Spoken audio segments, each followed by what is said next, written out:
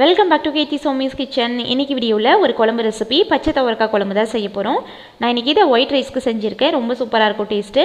இன்னும் கொஞ்சம் திக்காக கிரேவி மாதிரி வச்சிங்கன்னா சப்பாத்திக்கு வச்சுக்கலாம், ரொம்ப நல்லாயிருக்கும். இப்போ வாங்க இது எப்படி செய்கிறதுன்னு பார்க்கலாம். பச்சை துவரக்காய் இந்த மாதிரி தான் இருக்கும். இதை மலை துவரன்னு சொல்லுவாங்க. நம்ம பட்டாணி உரிப்போம்ல, அதே மாதிரி மேலே இருக்கிற தோலெல்லாம் உரிச்சிட்டு உள்ளே இருக்கிற அந்த துவரக்காய் மட்டும் தனியாக எடுத்து வச்சுக்கலாம். இதே மாதிரி எல்லாத்தையும் உரிச்சிக்கலாம். நான் இன்றைக்கி ஒரு 1/2 கிலோ துவரக்காய் வாங்கியிருக்கேன். அதை உரித்து எடுத்தோம் அப்படின்னா ஒரு 1/4 கிலோ அந்த உள்ளே இருக்கிற காய் மட்டும் வரும். அவ்வளோதான், உரித்து எடுத்தாச்சு. இந்த அளவுக்கு வந்திருக்கு. இது அப்படியே பச்சை பட்டாணி மாதிரி தான், வேகிறதுக்கு ரொம்பலாம் டைம் ஆகாது, சீக்கிரமாக வெந்துடும். இப்போ இதை எடுத்து வச்சுட்டு குழம்பு வச்சுக்கலாம். ஸ்டவ் ஆன் பண்ணி வானல் வச்சுருக்கேன். இதில் எண்ணெய் விட்டுக்கிறேன். 3 டேபிள் ஸ்பூன் எண்ணெய் விட்டுக்கிறேன். இதில் 1/4 டீஸ்பூன் கடுகு, 1/4 டீஸ்பூன் சீரகம், ஒரு பச்சை மிளகாய் சேர்த்துக்கிறேன். உங்கள் காரத்துக்கு ஏற்ற மாதிரி எக்ஸ்ட்ரா கூட சேர்த்துக்கலாம். அப்புறமா மிளகாய் அப்படி சேர்க்க போகிறோம். இதில் ஒரு கொத்து கருவேப்பிலை, இது கூட 4 மீடியம் சைஸ் வெங்காயம் இந்த மாதிரி பொடியை கட் பண்ணி சேர்த்துக்கிறேன். வெங்காயம் ஒரு 2 நிமிஷம் நல்லா வதங்கட்டும், டிரான்ஸ்பரண்ட் ஆகிற மாதிரி வதக்கிக்கலாம். நான் இன்றைக்கி சாதத்துக்கு குழம்பு மாதிரி தேங்காயெலாம் சேர்த்து செய்கிறதுனால இந்த மாதிரி பொடியை கட் பண்ணி போட்டிருக்கேன். நீங்கள் சப்பாத்திக்கு கிரேவி மாதிரி செய்கிறீங்கன்னா இஞ்சி பூண்டு வெங்காயம் இதெல்லாம் பேஸ்ட்டாக அரைச்சிக்கோங்க. இப்போது இதில் 1 டேபிள் ஸ்பூன் இஞ்சி பூண்டு பேஸ்ட்டு சேர்த்துக்கிறேன்.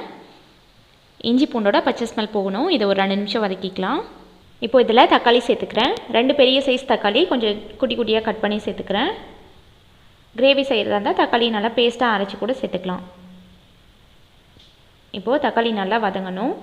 மிக்ஸ் பண்ணி விட்டு தக்காளி வதங்கிறதுக்கு கொஞ்சமாக ஒரு 1/2 டீஸ்பூன் உப்பு சேர்த்துட்டு நல்லா கலந்து விட்டுக்கலாம். தக்காளி வதங்க கொஞ்சம் லேட் ஆகும். நல்லா எண்ணெய் பிரிஞ்சு மசிஞ்சு வதங்கணும். மூடி போட்டு வேக வச்சுக்கிறேன். இடையில ஒரு 2 டைம் எடுத்து மிக்ஸ் பண்ணி விட்டுக்கலாம். ஒரு 5 மினிட்ஸில் இந்த மாதிரி நல்லா மேஷ் ஆகி தக்காளி வதங்கியிருக்கும்.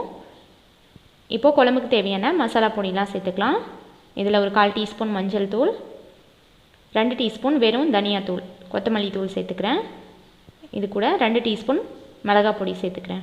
உங்கள் காரத்துக்கு ஏற்ற மாதிரி எக்ஸ்ட்ரா கூட சேர்த்துக்கோங்க. இப்போ இதில் 1 டீஸ்பூன் கறி மசாலா சேர்த்துக்கிறேன்.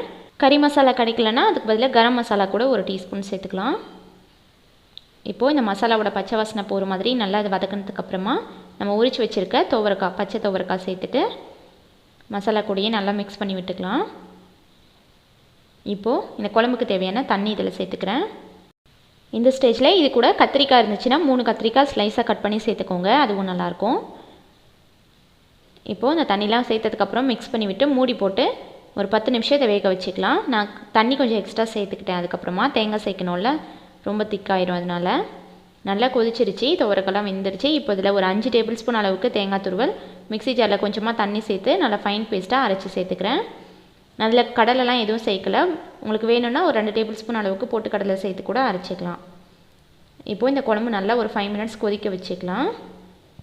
இந்த மாதிரி நல்லா குழம்பு எண்ணெய் பிரிஞ்சு கொதிச்சதுக்கப்புறமா இப்போ குழம்புக்கு தேவையான உப்பு சேர்த்துக்கோங்க. 1 டீஸ்பூன் உப்பு சேர்த்துட்டு இதை நல்லா கலந்து விட்டு லாஸ்ட்டாக இதில் கொஞ்சமாக நறுக்கின கொத்தமல்லி தழை சேர்த்து நல்லா கலந்து விட்டு ஸ்டவ் ஆஃப் பண்ணிடலாம். அவ்வளோதான், நம்மளோட துவரக்காய் குழம்பு சூப்பராக ரெடி ஆயிடுச்சு. நான் இன்றைக்கி தான் ஒயிட் ரைஸ்க்கு வச்சுக்கிறேன். சப்பாத்திக்குன்னா இன்னும் கொஞ்சம் திக்காக தண்ணி கம்மியாக வச்சு செஞ்சுக்கோங்க, நல்லாயிருக்கும். இந்த ரெசிபி நீங்களும் ட்ரை பண்ணிவிட்டு ஃபீட்பேக் கமெண்ட்ஸில் சொல்லுங்கள். இந்த வீடியோ பிடிச்சிருந்துச்சுன்னா லைக் பண்ணுங்கள், ஷேர் பண்ணுங்கள். கீர்த்தி சௌமிஸ் கிச்சனை சப்ஸ்கிரைப் பண்ணுங்கள். தேங்க்ஸ் ஃபார் வாட்சிங்.